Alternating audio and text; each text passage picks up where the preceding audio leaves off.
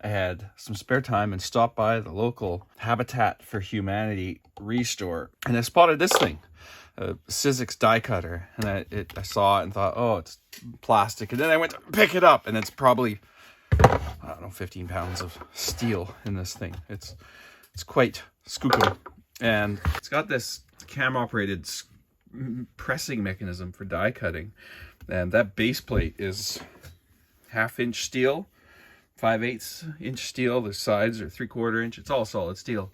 And I thought that would make a great tiny little printing press, because it looks like it opens up to 0.918. Let's check. So I've got a cut here of an airplane.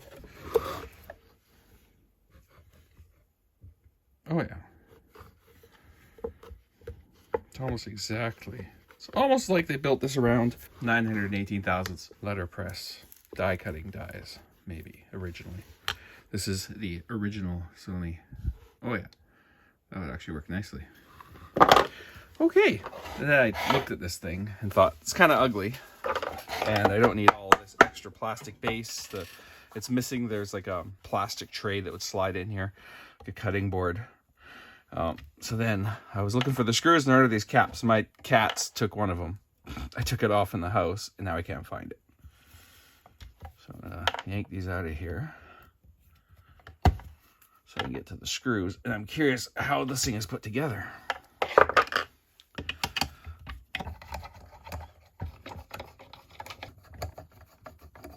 Don't like that.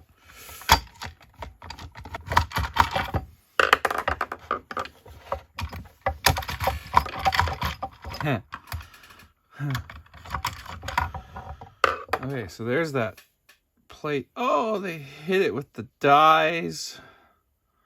All right, so it's still, top is still stuck on. Oh no, it comes off.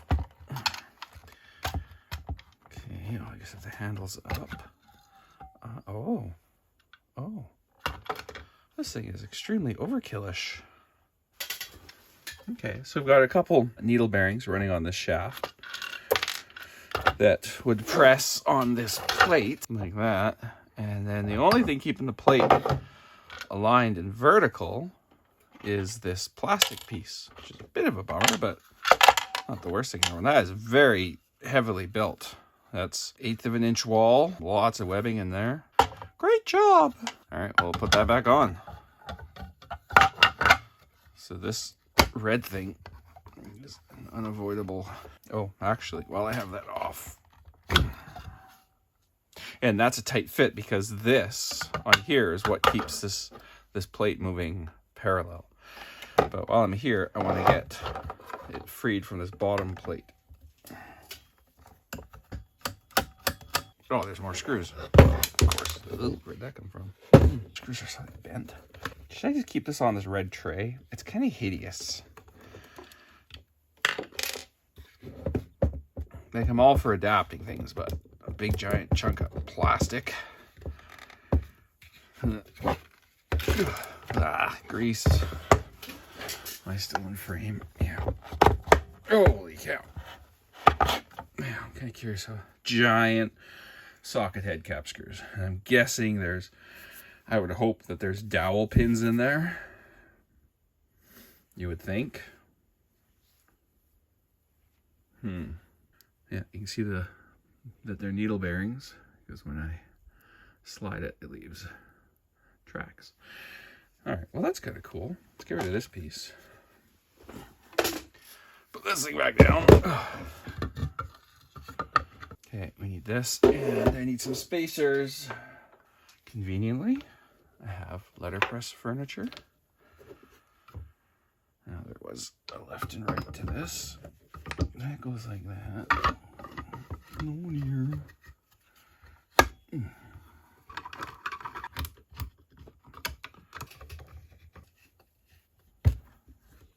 I bet that would hurt. Let's pull a print. I have a piece of glass, 3 millimeters thick or so. This was harvested out of a flatbed scanner. I have a spatula. I have some Vanson Rubber Base Plus. Ooh, this stuff smells smells like magic. I'm gonna get ink on everything, I'm sure. It's a bit chilly in here, so it's a consistency of molasses. It won't need a lot. Okay, bit of ink. Put the lid back on that. I put a brayer here somewhere. Do I want to... I'm just thinking about how much mess I want to make. But I think I do want to expedite this process a little. We'll do that.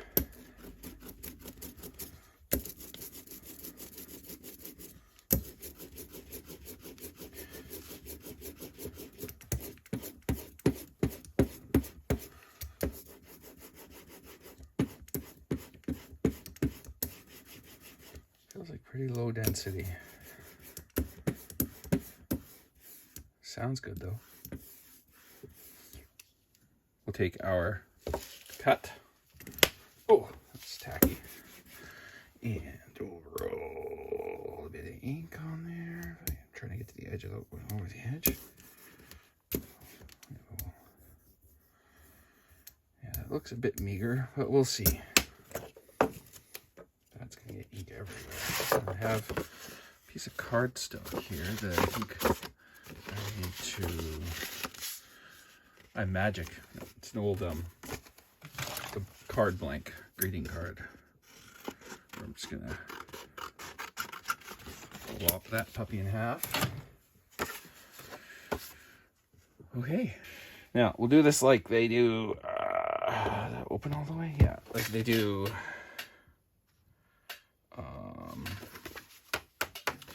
The old Gutenberg style presses, which is, I don't want to, like, it doesn't take a lot of force. Let's see, that felt like not enough. That red frame sure would be handy. Yeah, I need a little more. Or I need some backing. The inking looks good. I think it comes down to my packing. Piece of a cracker box. Roll up some ink. Re-ink my cut. Put this in the machine. Put it like that. And then we'll... Oh, no, it's...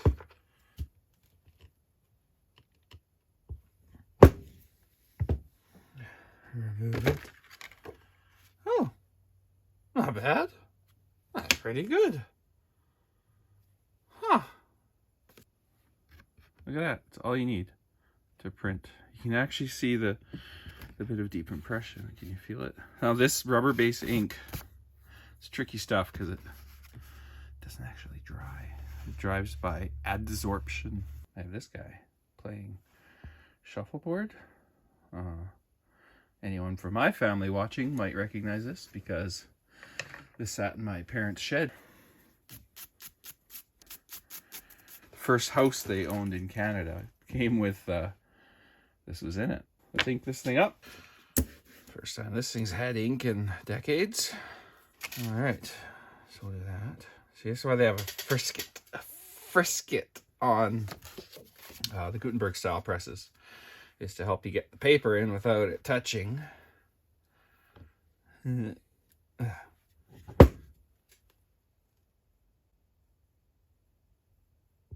that. I shouldn't have to hold it long. I'm just holding it down while I'm gauging my level of impression.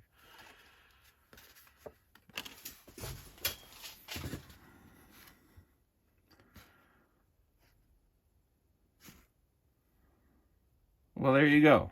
If you need a small printing press, a Sizzix Die Cutter, first generation Sizzix, you can get them on eBay for like 30 bucks. Works beautifully, apparently. Now, I wonder if I have a more grueling test. All right, for super hard mode, I have this. This is a halftone. You can see some dude, but it's a magnesium cut, and it spent decades out in a unheated shed at my parents' place. But let's see. Now, even on a good day, these are tricky to print. I Now I don't have a big enough piece of card that I feel like grabbing, so I'm just going to stack 2 up. Oh, yeah. Oh, deep impression this time. This definitely needs a base. Well, that ain't half bad for... In the letterpress world, when you print something, especially a halftone, you have to do something called make ready. You have packing on the platen, which is usually some layers of cardstock, layers of paper, and then a layer of timpan over that, which is oiled paper. And then what you're supposed to do is use thin tissue and build up these areas where there's no printing happening. So you would cut a piece of tissue. Some old books say use spit to stick it on, or paste, like eating paste. Anyway, you'd fill that in so that area starts printing again. I'm just going to cheat and just use more packing and see how it ends up. So we'll pull Reginald, or whatever his name is, out here, re-ink him. These are on wooden blocks, and as this wood expands, you can see it's visibly bowed. All right, a box of Swedish meatballs came to my rescue. Did I make that? Oh, too big. Put that in this enormous press. Plus packing into the printing press.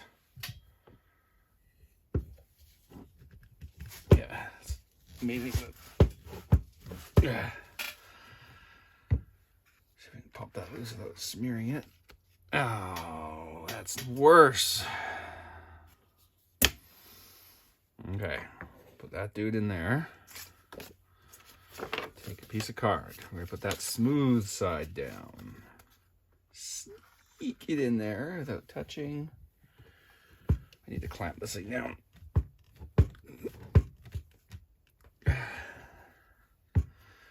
Boop. Pop. That's a bit better. That's a bit better. I mean, it's impressive. You wouldn't think there was that much image on there still. The other thing is printing a halftone requires a lot of force. And because some idiot unscrewed this from this plastic thing, I can't apply as much force as I'd like. Look, I found a base for it. All right.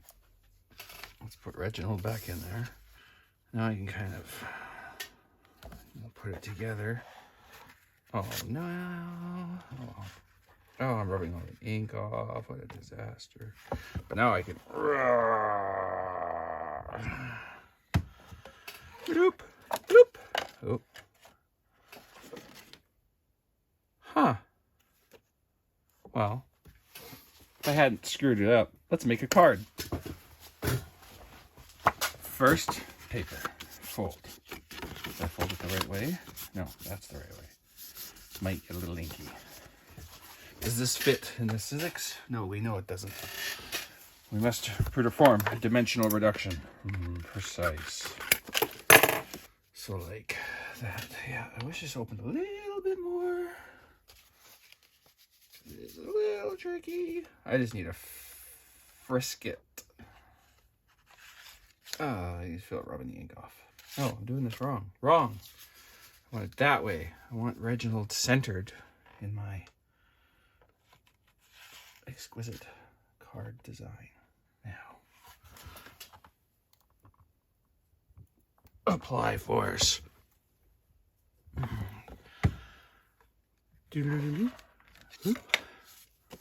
Huh, that's not bad. I even got the picture the right way up on the card. This needs more.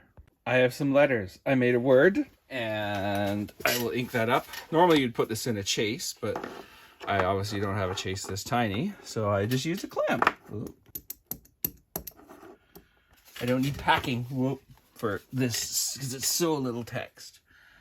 Line that up. We'll insert Reginald. Make sure he's nice and centered. And take an impression. Hopefully without mangling my type, because this is a great way to mangle type.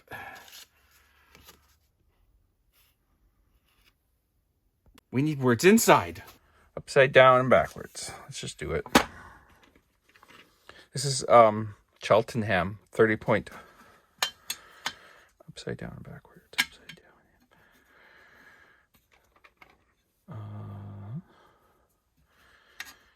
happy. I got this for free. What? Upside down, you. Happy corn. Oh no, that's not gonna work. Happy corn. How am I gonna hold this in the press? You know what we'll do? I take 3 separate impressions. D. Don't need a space because of what I'm doing. This period can go back. 8. Happy Corn Day. Step 1. Happy. Get it all. Happy, happy. Happy. Happy.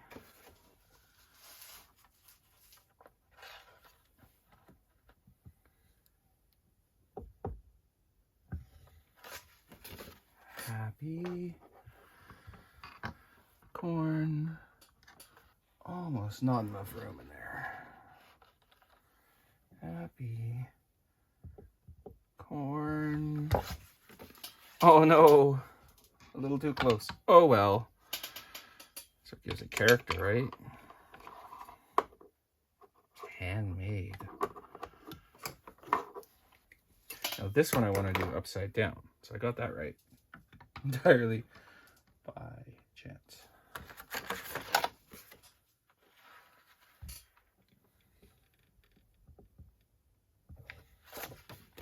Happy Corn Day!